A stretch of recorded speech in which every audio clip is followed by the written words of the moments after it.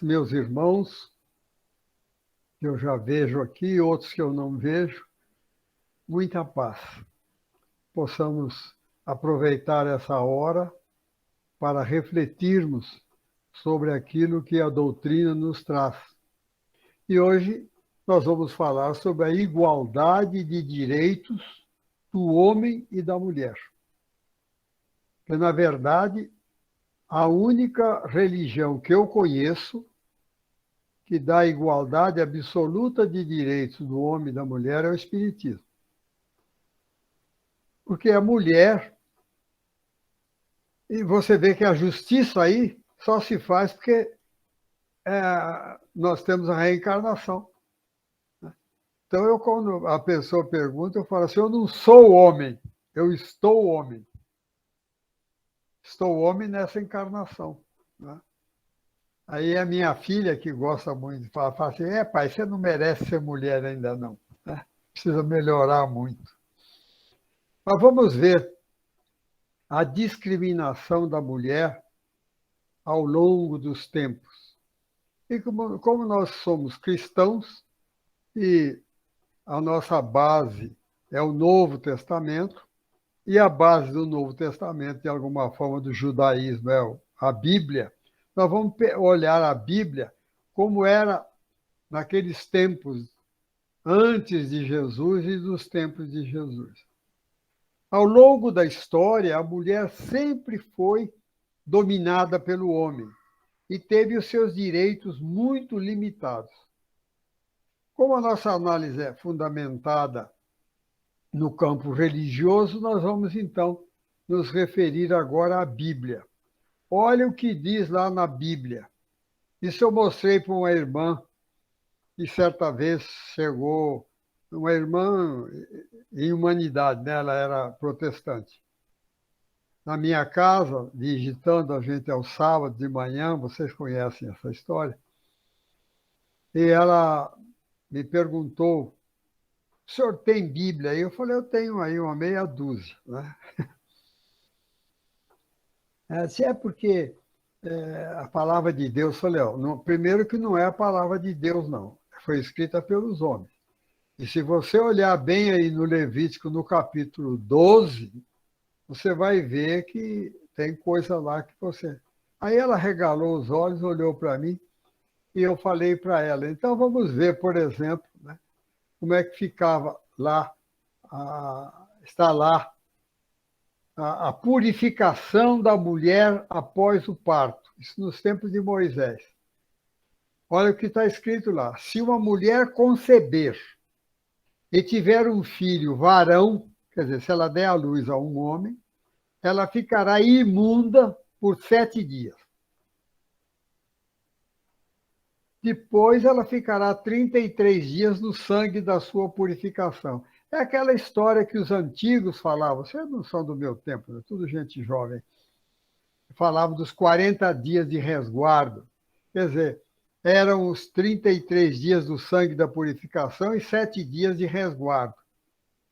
Os 40.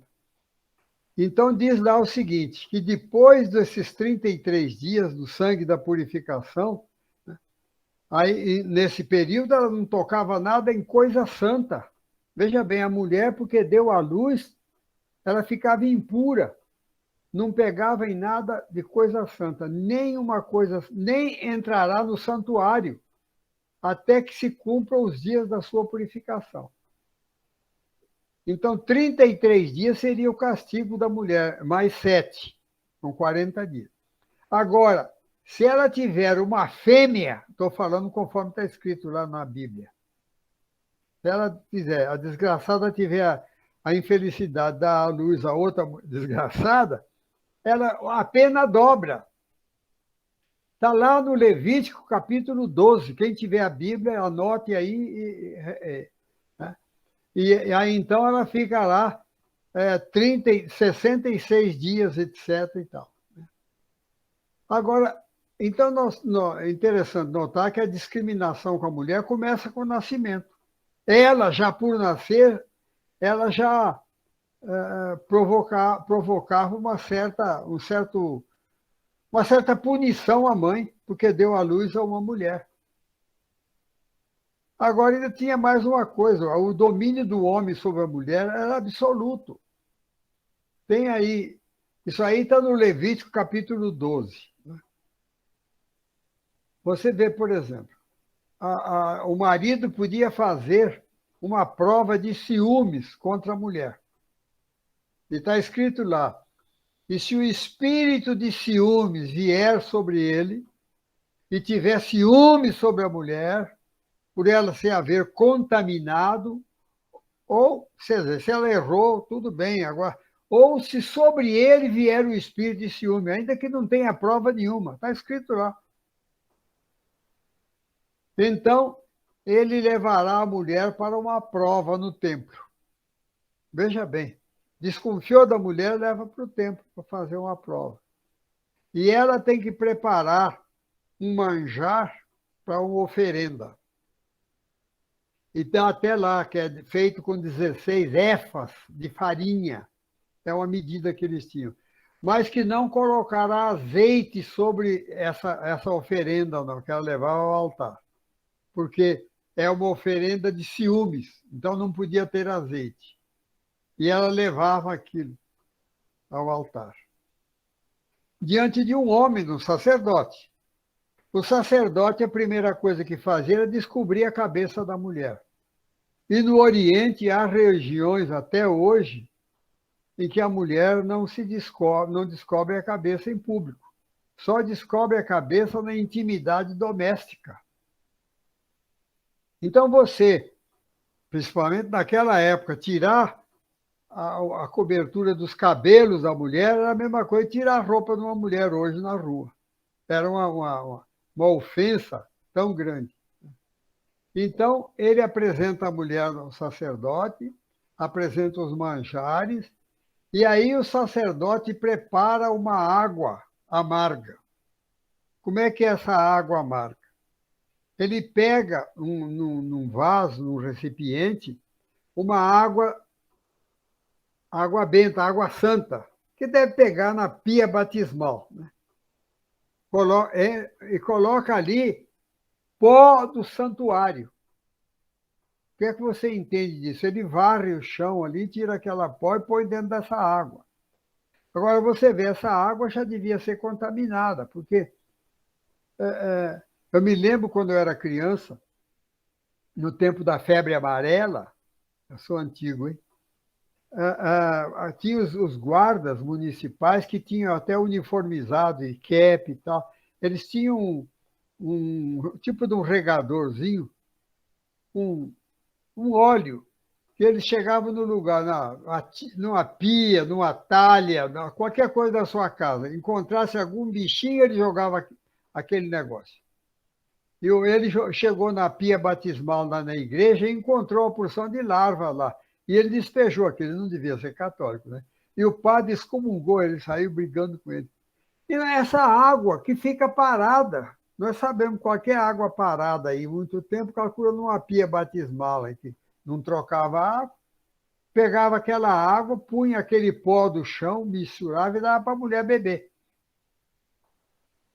E se ela tivesse tá lá, como está lá, vou ler as palavras vou dizer as palavras que estão lá. As suas coxas descaírem, quer dizer, se ela ficar com as pernas mole, devia ter uma desinteria, claro, ela será culpada. Se ela passar por essa prova, ela será livre. Então, ela estará limpa. Esta, está lá escrito, esta é a lei dos ciúmes. Quando uma mulher em poder do seu marido se desviar e for contaminada. Está no livro, no Números, capítulo 5, lá no Velho Testamento. Ora, veja que é um absurdo. Quer dizer, o homem, quando queria se libertar da mulher, ele não ia matar a mulher nem mandá-la embora. Ele arranjava uma história dessa, ela acabava morrendo de desinteria, de qualquer coisa. Né? Então, veja o poder que o marido tinha sobre a mulher. E está lá escrito com essas letras: a mulher em poder do seu marido. Então a mulher era tratada assim até o tempo de Jesus. Jesus já deu uma aliviada na coisa, mas ele não pôde proclamar assim muito abertamente, porque ele já trouxe tantas áreas de atrito com aquela cultura antiga, mas ele agiu de certa forma, né? Mas ele teve de enfrentar essa situação do domínio absoluto da mulher em relação ao homem. Né? Vejam bem, quando ele está lá no Novo Testamento, quando ele defendeu aquela mulher adúltera, diz lá que Jesus estava na praça quando trouxeram uma mulher, arrastando a mulher, e jogaram a mulher lá no chão como se fosse uma coisa. E disseram a ele: essa mulher foi apanhada em adultério, no próprio ato. Manda a lei que as tais sejam apedrejadas. Tu o que dizes? Olha que enrascada que eles puseram Jesus. Porque se ele falasse, bom, mas tenha caridade com ela errou, coitadinha, pedra nele também, ele está contra a lei de Moisés. Se ele deixasse que matasse a mulher, iam dizer, onde é que está a caridade que o senhor ensina? Veja, só Jesus para sair numa dessas. Né? Nesse particular, eu me lembro, quando começou o Cinemascope, vocês lembram? Antigamente a tela, vocês acham que era criança, talvez, nem tem um.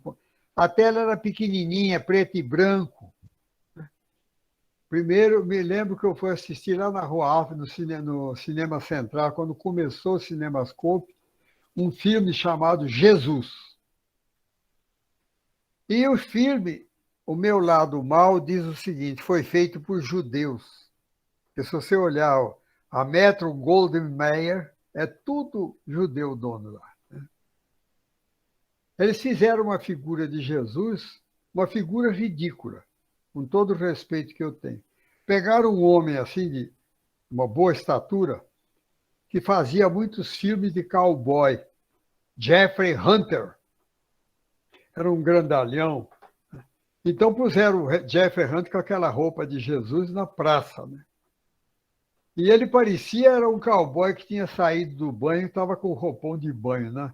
Aquele jeitão, não tinha aquele gesto suave de Jesus, né? Aquele jeitão dele. Aí ele estava conversando, trouxeram a mulher e jogaram a mulher no chão como se fosse uma trouxa de roupa. Ela ficou encolhida lá no chão e disseram a ela: manda a lei que as tais sejam apedrejadas. Tu o que dizes? Aí Jesus passou assim para trás, a mão para trás, como quem diz, como que quem vai sacar, né? O cowboy parece que ele ia sacar o revólver. Aí Jesus diz a eles: aquele que estiver sem pecado, atire a primeira pedra. Mas desse jeito que eu estou falando, com essa dureza assim. Aquele que estiver sem pecado, atire a primeira pedra. Não trouxe alguém que falasse com suavidade. Porque eu vi ali, o meu lado mal diz o seguinte, é para diminuir a figura de Jesus. Aí um camarada que devia, lá não era Porto de Mar, não, mas ele devia ser lenhador, não é ser estivador, lenhador. Com uma patola de um braço, com a pedra, tamanho de uma boa laranja na mão, rodou o braço assim, para jogar a pedra na mulher. Quando ele estava com o braço no alto, ele ia jogar. E se jogasse uma, acabou. Alguém trava o braço dele, o outro braço forte, foi aquela queda de braço ali, brava, até ele jogar a pedra no chão. Quando ele jogou a pedra no chão, aí foram caindo pedras, porque os homens já estavam todos com pedra na mão para apedrejar a mulher. A mulher estava condenada mesmo. Aí Jesus virou, ele falou, aquele que estiver sem pecado, atire a primeira pedra. Mas falou assim como um sargento falando para os soldados, seu pelotão, né? Não foi aquela fala suave de Jesus. E jogaram as pedras no chão e foram embora. Aí ficou só a mulher com Jesus. Amedrontada, e disse a ele, tudo também não me condena? Disse, não. vai e não tornes a pecar para que não te aconteça coisa pior. Ela saiu. E eu fiquei ali, olhando, meditando, né, passando o filme, eu estou pensando, vendo como é que adulteram uma passagem tão sublime, tão bela como essa. Porque está lá no Evangelho de João, isso aí, no capítulo 8. Essa cena extraordinária. E Jesus defende a mulher. E tem mais. No livro, acho que me parece que é no Deuteronômio, há uma afirmativa seguinte: o adúltero e a adúltera morrerão a pedradas. Mas como é o homem sempre dominou tudo, porque ninguém perguntou. Cadê o outro? Ela estava adulterando com quem? Para adulterar tinha que ter um parceiro. Cadê o parceiro? A lei, lá me parece que é em Números, capítulo 20, está lá. Manda que os dois sejam apedrejados. Mas ali só trazia uma mulher. O homem estava sempre livre. Sempre livre. Como diz também esse que eu acabei de falar, o homem estará livre de qualquer culpa. Agora, Jesus veio tentando mudar, quer dizer, ele fez aquilo que ele pôde, porque ele tinha limites, né? Você vê que ele acabou sendo crucificado. Então ele tinha que ter muito cuidado, porque há referências de várias mulheres que participavam do colegiado de Jesus. Então, muitas referências, tá? Tem lá. Andava de cidade em cidade, de aldeia em aldeia, pregando e anunciando o reino de Deus.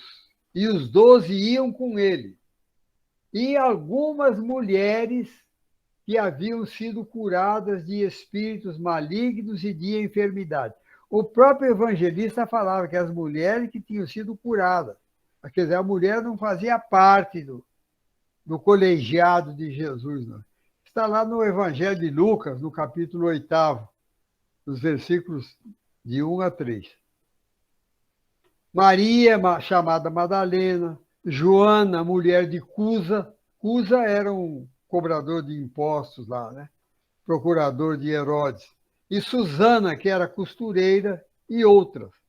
Elas iam também junto com aquele grupo. Mas não tinham lugar, não tinham voz, não tinham nada. É interessante notar que até o próprio Lucas, querendo talvez justificar a presença da mulher, porque devia incomodá-los, né? Ele coloca lá o seguinte, né? As mulheres que vieram com ele da Galileia, que o serviam com suas fazendas. Quer dizer, o próprio apóstolo, discípulo, ele via que a mulher estava ali para lavar roupa e fazer comida. Não pertencia ao colegiado, como a gente fala em termos escolares, né? Ao grupo de Jesus. Elas vieram para servir. Então, elas não estavam lá como pares, né? Agora, Jesus não discriminava ninguém. Amparava, curava, atendia a todos com a mesma distinção. Não há no Evangelho nenhuma distinção que Jesus deixava a mulher para depois, etc. Agora, as mulheres, apesar da restrição que a própria sociedade lhes impunha, não se sentiam inibidas. Elas sempre procuravam um jeito. Lembra do caso daquela mulher que tocou as vestes de Jesus? Eis que uma mulher que havia já 12 anos, ela devia ter uma hemorragia, né? O pessoal fala em hemorroíça, eu acho que não, deve ser uma hemorragia menstrual própria da mulher. Ela tinha uma hemorragia. E ela sofria muito com isso, né? Então ela vai e toca Jesus. Está lá no Evangelho de Mateus, no capítulo 9, nos versículos de 20 a 22, no Evangelho de Mateus. E Jesus estava lá e ela tocou Jesus, que ela guardava na mente dela, na fé, que se ela tocasse as vestes de Jesus, ela ficaria curada. E ela tocou e curou-se. Mas Jesus perguntou: quem me tocou? Quem me tocou? E aí os discípulos falaram: mestre, a multidão está te comprimindo aqui, o senhor quer saber quem é que tocou? Ele disse: alguém me tocou porque eu senti que de mim saiu virtude. Ele sabia quem encostava nele, né? Qual era o interesse da pessoa que encostava nele. Mas, apesar das restrições impostas pelos homens, as mulheres se sentiam inclinadas a se aproximarem do mestre, pois elas eram recebidas com carinho por parte de Jesus. Jesus estava em Betânia, na casa de Simão, o leproso. Ele já não era mais leproso, tinha sido curado, mas ele era conhecido como leproso. E chegou uma mulher com um recipiente de alabastro contendo umas essências, né? Uns óleos perfumados e tal. E ela, então, Jesus estava ali assentado, ela chegou atrás de Jesus e despejou aquilo na cabeça dele. Aquela essência caríssima. E aí os discípulos logo começaram a censurar a mulher. Foi a mulher que fez, né? A audácia da mulher de chegar e censurar, porque nós podíamos vender isso aí e dar para os pobres o dinheiro e tal. E Jesus disse, né? Por que afligir essa mulher? Por que vocês estão afligindo? Ela praticou a boa ação comigo. Vocês terão sempre os pobres para ajudar. Né? Quer dizer, estavam querendo ajudar os pobres com aqueles óleos perfumados que ela trouxe. Né? E você vê, por exemplo, que a mulher é muito presente no Evangelho. Vejam bem, quando Jesus foi crucificado, as mulheres, sem poder agir, elas não podiam nem agir, nem falar nada, mas elas ficavam de longe, testemunhando. E elas testemunharam até a crucifixão. Calcula Maria vendo o filho dela ser crucificado. Estava lá Maria com algumas mulheres, que elas não podiam intervir.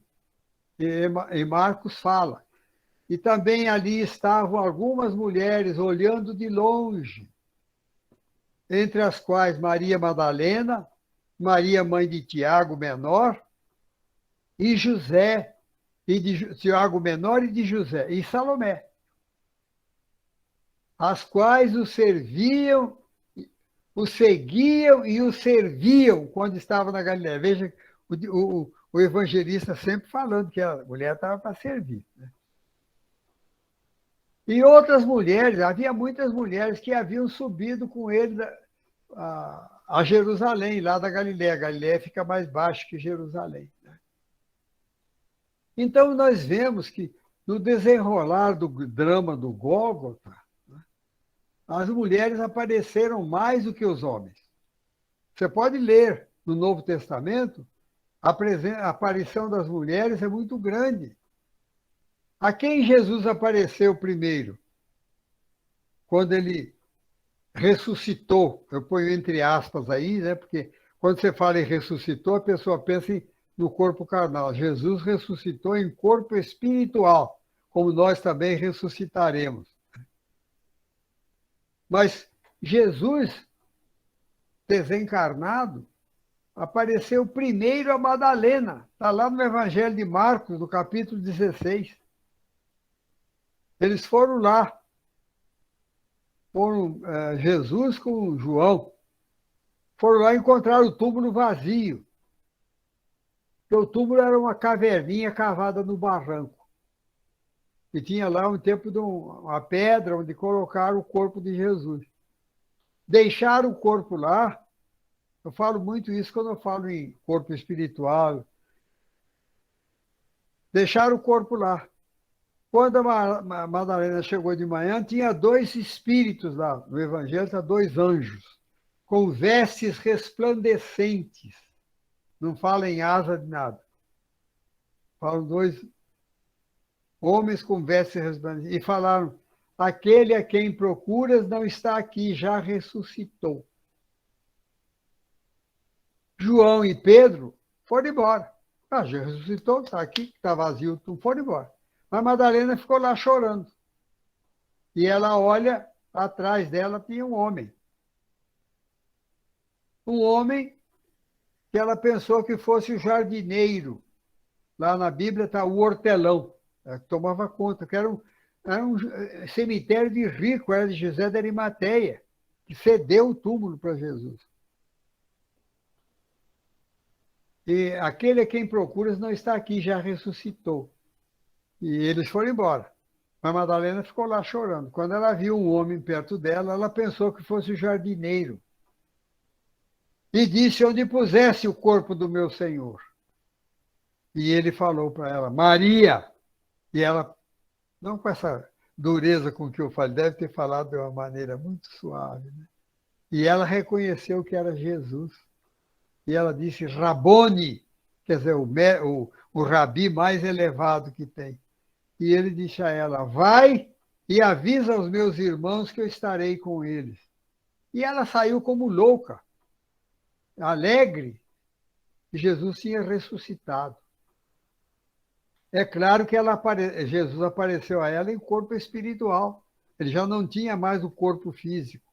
Aí alguém vai me perguntar: e o corpo físico de Jesus? Ele desmaterializou. Esse fenômeno, há muitos, no meus tempos de criança, hoje quase não existem essas reuniões. Reunião de materialização, fazia materialização, desmaterialização de coisas. Tem a literatura espírita aí, tem muito disso. Eu tenho até um artigo, quem quiser me peça por e-mail que eu mando, sobre o sudário, um pano sobre o qual o corpo de Jesus se supõe tenha repousado. E Jesus desmaterializou o corpo, deixou só a figura dele nesse pano, que a ciência até hoje não conseguiu comprovar como foi gravada aquela figura naquela peça de linho. Não foi radiação, não foi ácido, não foi fogo, não foi tintura, não foi pintura. Não... A ciência está acabando, mas o objetivo da palestra hoje não é esse. Então, Madalena chegou lá anunciando, e eles não acreditaram. Então você vê que Jesus deu a Madalena o privilégio de anunciar a ressurreição, em corpo espiritual, claro. E ele não foi um homem. Bem, depois chegaram outras mulheres, chegaram ao túmulo de Jesus, conversaram com o espírito que estava lá, mas o anjo, respondendo, sempre dizia à mulher: não tenhais medo, porque eu sei que procurais Jesus que foi crucificado. Ele não está aqui porque já ressuscitou, como havia dito. Vede o lugar onde o Senhor jazia. Ora, como é que tem gente até hoje fazendo pesquisa sobre o túmulo de Jesus? Eu li na internet ainda anteontem. Estou até escrevendo um artigo sobre isso. Uma coisa absurda procurar o túmulo de Jesus no chão. Se está lá no Novo Testamento, isso que eu estou falando para vocês, tá aqui no Novo Testamento, ó. Aquele que procura já ressuscitou. Está no Evangelho de Mateus, no capítulo 28. Mas a presença e a atuação das mulheres era notável. Notável. Mas, apesar dessas edificantes lições de Jesus, mostrando, pondo a mulher em primeiro plano, nesse capítulo tão extraordinário que é o da ressurreição dele, vê que a mulher aparece aí em primeiro plano, mas as religiões deixaram de lado. A única religião onde a mulher tem todo o direito, exatamente igual que o homem, é o espiritismo. Hoje já existem pastoras. No meu tempo de criança não havia. A Igreja Católica, eu acompanho isso, eu nunca fui de outra religião, mas eu sempre fui muito curioso. Hoje, as mulheres ainda continuam fazendo o serviço pesado, né, de ir aos lares, dar comunhão e essa coisa toda, etc. e tal. Arrumar o templo, preparar as vestes sacerdotais. A mulher só no espiritismo tem o mesmo direito que o homem. A não ser a presidência da Federação Espírita Brasileira, que não há nenhum artigo que contrarie qualquer coisa, vocês que vão ver. Bom, também vou ver do lado de lá, vou ver. Vai ser presidente da Federação Espírita Brasileira. Mas aqui em Minas, nós tivemos aqui durante 30 anos Dona Nenê, chamava, o apelido dela Dona Nenê. Ela era presidente da União Espírita Mineira, 30 anos. E a Casa Espírita aqui em Juiz de Fora, eu só conheci 3 presidentos, 3 homens presidentes. 3. E olha que eu conheço a Casa Espírita desde 1950. Tem 70 anos. 3 homens presidentes. O resto é tudo mulher. Atualmente é uma mulher presidente. Porque só no espiritismo. Médiuns. O Chico Xavier era homem. Mas se você observar a estrutura psíquica do Chico era uma mulher reencarnada. Ele foi mulher em muitas encarnações, né? Porque a cuidado, a doçura, a delicadeza, até no falar e etc., do Chico era todo feminino, né? Então eu falo de boca cheia, só o Espiritismo.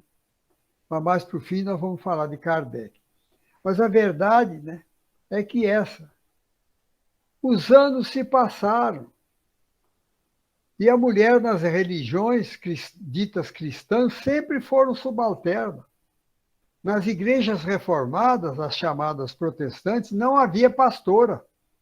Não havia. No meu tempo de criança, eu nunca tive notícia de uma mulher que tivesse relevância no protestantismo ou no qualquer outra visão protestante, né? Mas a Igreja Católica, então, foi uma negação. Eu não estou aqui para falar mal das outras religiões, não. Estou querendo enaltecer a veracidade da mensagem espírita. Hoje a mulher já tem alguma, mas você vê, a mulher não consegue. Você não tem nenhuma mulher ordenada na Igreja Católica. Não tem. Por quê? As lições de Jesus nesse aspecto não foram seguidas, não. Agora, no século XVIII, na Revolução Francesa, houve um pequeno movimento civil fora da religião em favor da mulher. Uns enciclopedistas e tal. Na enciclopédia Stella Larousse tem lá, né? Feminismo, você encontra lá informações sobre isso.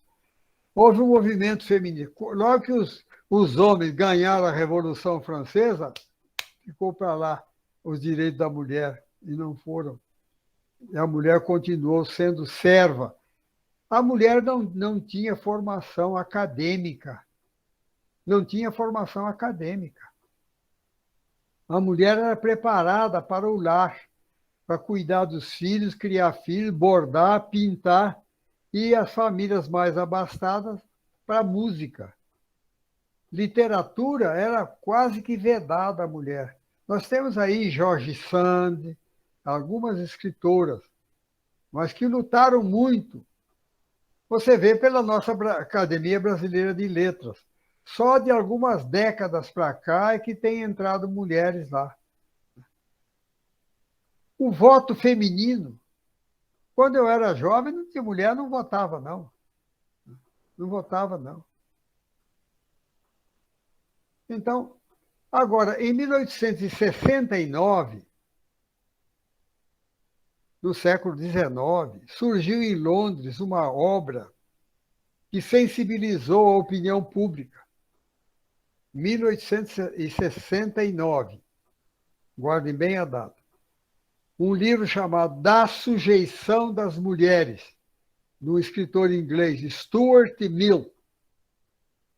Esse escritor publicou, então, esse livro, que foi tido aí nos meios leigos como o marco da luta das mulheres pela sua emancipação. 1869. Mas em 1860 foi publicado o Livro dos Espíritos. 9 anos antes.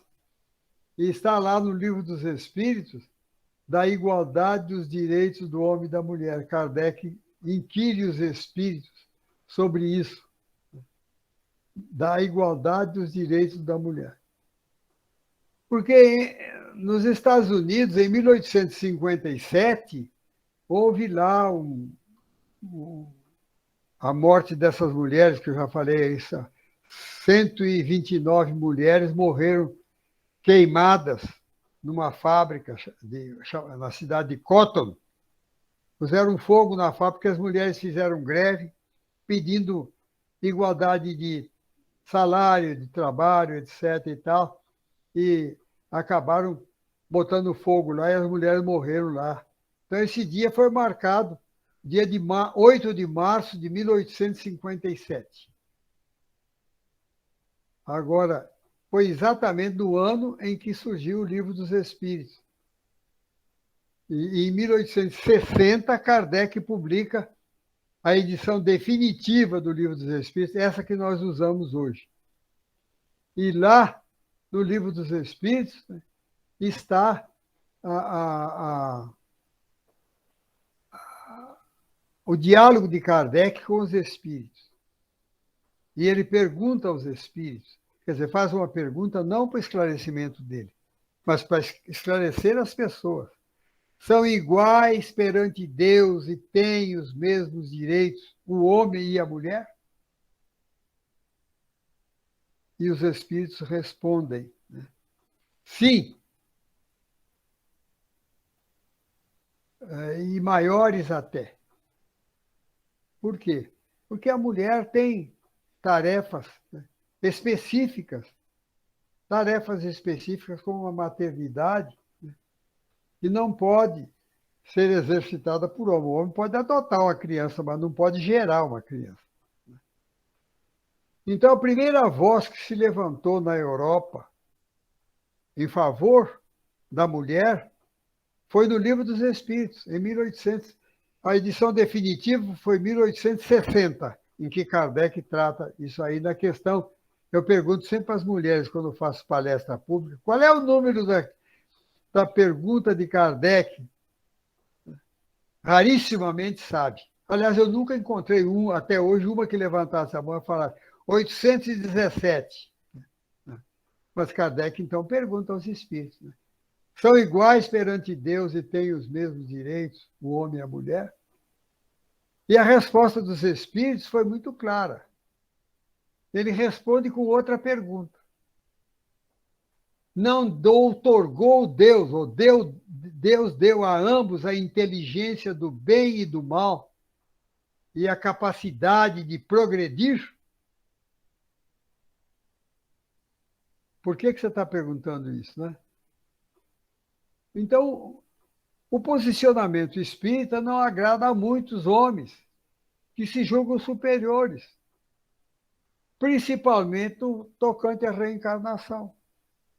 Mas você vê que só uma doutrina reencarnacionista é que pode admitir a igualdade de direitos absolutos entre o homem e a mulher.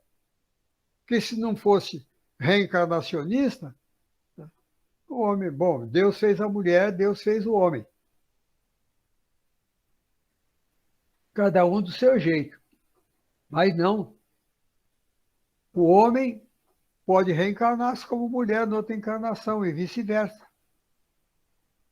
E nós vemos assim muito flagrantemente espíritos que não se prepararam convenientemente para voltar como mulher. Na primeira encarnação que ele volta como mulher, ele dá muitas mostras ainda dos defeitos masculinos. Dos defeitos masculinos. Por quê? Porque a mulher, ela é preparada para a maternidade, ela é preparada para a educação dos filhos, etc. Mas sempre teve seus direitos cerceados. A mulher só conseguiu, no século XX, avançado já, o direito de frequentar a faculdade de medicina. Não podia, achavam que era indecente a mulher fabricar. Então, quer dizer, a mulher não era. O próprio organismo da mulher não era estudado por uma mulher, é estudado por um homem. E então nós vemos. Agora, o Espiritismo nos mostra. Então, o espírita consciente não fala assim, eu sou homem. Eu falo, eu estou homem. Estou me preparando para ser mulher numa outra encarnação. Aí minha filha fala para mim, pai, você tem que preparar muito. Você não merece ainda ser mulher. Mas é verdade, a mulher tem muito mais possibilidade de elevação espiritual que o homem. Não tenha dúvida. Por quê? Porque a maternidade, mesmo uma mulher solteira, tem uma criança chorando aí, tem um bando de marmanjo aí. Quem é que vai pegar a criança no colo? É a mulher, a moça, a jovem, que muitas vezes nem pensa em casar, nem pensa em ter filho, mas ela vai, porque há uma preparação no mundo espiritual. Aí esses machistas impenitentes fazem Kardec, para fazer os espíritos responderem para eles, Kardec faz uma pergunta. Serão tão importantes para as funções a que a mulher é destinada pela natureza, terão importância tão grande quanto aquelas deferidas ao homem? Quer dizer, o papel do homem na Terra não é mais importante do que o da mulher? Kardec pergunta isso para poder responder para os machistas, né, impenitentes. E os espíritos foram claros e concisos. Eles disseram, sim, mesmo valor. E maiores até. É ela quem lhe dá as primeiras noções da vida.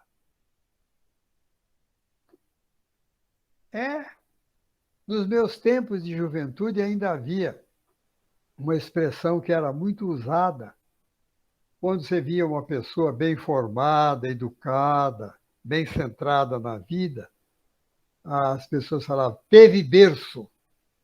Teve berço. O que é ter berço? Berço de pinho, de peroba, de marfim, de embuia. Não. Teve alguém que, em torno do berço, deu-lhe as noções de vida. Porque quem educa é a mulher. Quem educa é a mulher. A mãe é que educa o filho. O pai disciplina e coisa e tal, mas quem ensina doçura, suavidade, noções de espiritualidade é a mulher. É a mulher.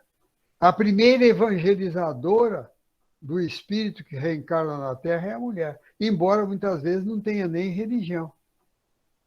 mas é ela quem fala, quem busca trazer ao espírito reencarnado, fazê-lo olhar para as coisas suaves da vida. Por isso que eu digo, a única religião que faz justiça à mulher é o espiritismo. Por quê? Eu digo das religiões ocidentais, que as orientais, então, não tem jeito. A mulher lá é escrava, é serva mesmo, etc. Então, nós temos de ver isso. E temos de ter consciência disso, porque nós somos reencarnacionistas. Quando você pensa nesse assunto, você busca se situar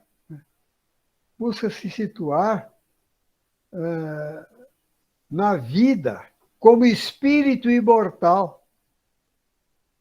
Como espírito imortal. Daí, então a pessoa fala, você então é a favor dessa luta do feminismo? Não, não é esse feminismo que estão querendo. Como eu falava para minhas colegas na faculdade, que eu fui fazer faculdade já com 38 anos de idade. Faltava um mês para completar 38 anos quando eu entrei para a faculdade, para a Universidade Federal de Juiz de Fora. Aquele tempo ainda não era universidade. 2 anos depois é que se tornou universidade. A faculdade de letras ainda era à parte. Mas eu falava para minhas colegas que éramos poucos homens. E eu era assim como que o irmão mais velho, né? De 38 anos, as meninas...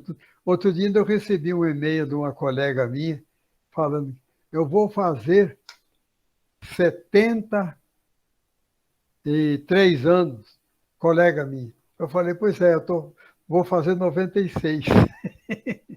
Porque eu tinha mais de 20 anos mais que ela. Eu tinha 20 anos mais que ela. Né? Mas a verdade é essa. Então, eu via e falava com minhas colegas.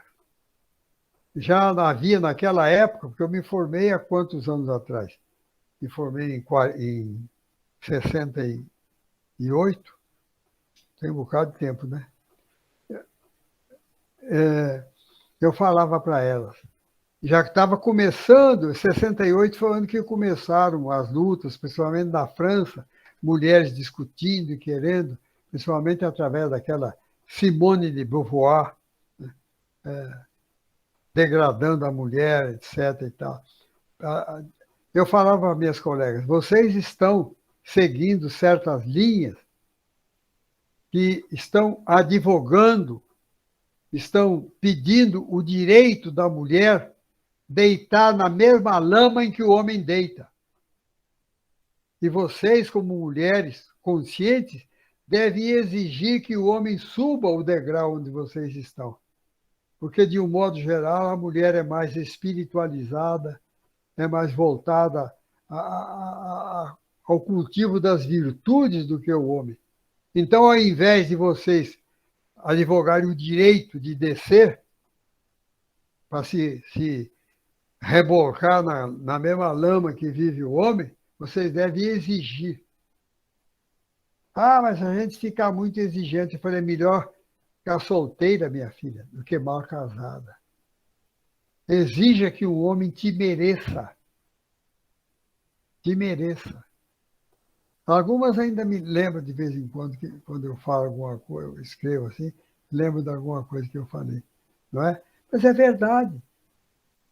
Porque a mulher professora é diferente, principalmente para as crianças. Eu tive professor homem quando eu era criança, no grupo escolar, e tive professora mulher. É diferente o jeito da professora, falar com a criança. Daí a evangelização infantil, que é um setor ainda que o Espiritismo ainda não despertou completamente. É uma pregação muito grande que se deve fazer nas mocidades, procurando sensibilizar as moças, principalmente as moças, para a evangelização. Não quero dizer que o homem não seja também, né, Nós temos aqui, não perdemos o companheiro, não, perdemos o convívio de um companheiro altamente voltado à evangelização da criança, o Ellison, lá do Garcia. É dos meus tempos de evangelização da criança. Ele começou no tempo que eu estava na AME ainda trabalhando. Ele e a esposa dele, a Cristiane. O Ellison é um exemplo disso. Um exemplo de que deve. E deve a mulher no meio espírita, deve estar atenta para isso. A mulher deve se dedicar principalmente à evangelização da criança. A mulher, à mediunidade. A mulher médium é muito mais acessível, a acessibilidade da mulher ao espírito comunicante é maior. O homem está sempre reagindo. Vocês vejam, por exemplo, o maior exemplo que nós temos de mediunidade no Brasil, aí tem gente que fala, é uma alma feminina, Chico Xavier. Não é. Não existe alma feminina, não existe alma masculina. Existem espíritos imortais que se acostumam mais numa faixa, acostumam mais no outro sexo.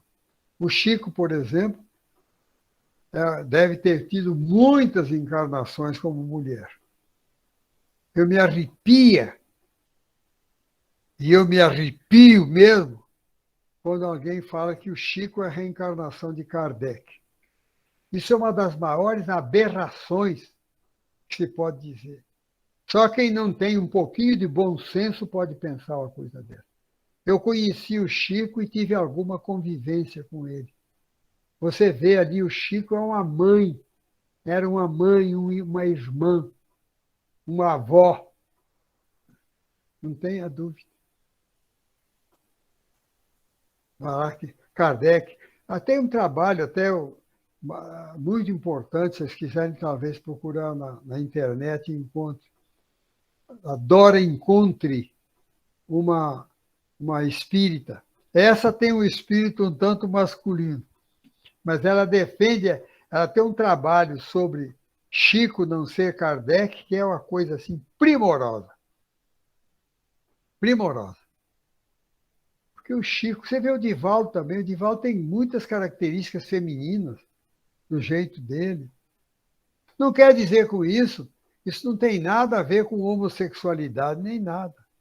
Como há muitas mulheres que têm traços masculinos muito fortes.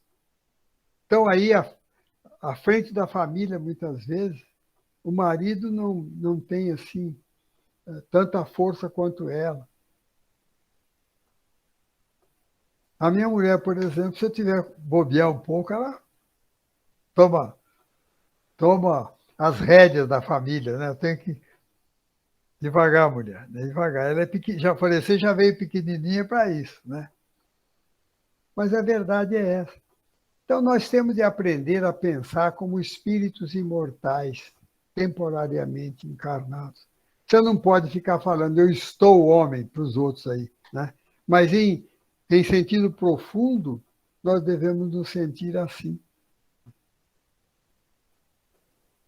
Agora, nós vemos no mundo espiritual, por exemplo, atualmente, nosso lar, pelo menos até quando André Luiz escreveu, era um espírito que tinha sido homem na última encarnação, que era o governador. Mas tinha lá aquele espírito extraordinário, né? A ministra veneranda, né? Era uma mãezona daquele povo todo. E nós temos aí, eu não sei como é que a Igreja Católica se apresenta Maria, né? A doçura de Maria e etc., e não dá lugar para as mulheres. Um lugar de relevo, um lugar que elas possam pregar o amor, porque a mulher fala mais do amor, fala mais da ternura, da brandura, do carinho, com muito mais valor, porque elas falam de dentro. É diferente. Mas, como disse um aluno meu, certa vez numa redação, eu era professor de português na academia. E ele era um menino de uns 12, 13 anos, escrevendo uma redação, escreveu: professor, vou acabar a redação porque o tempo ruge.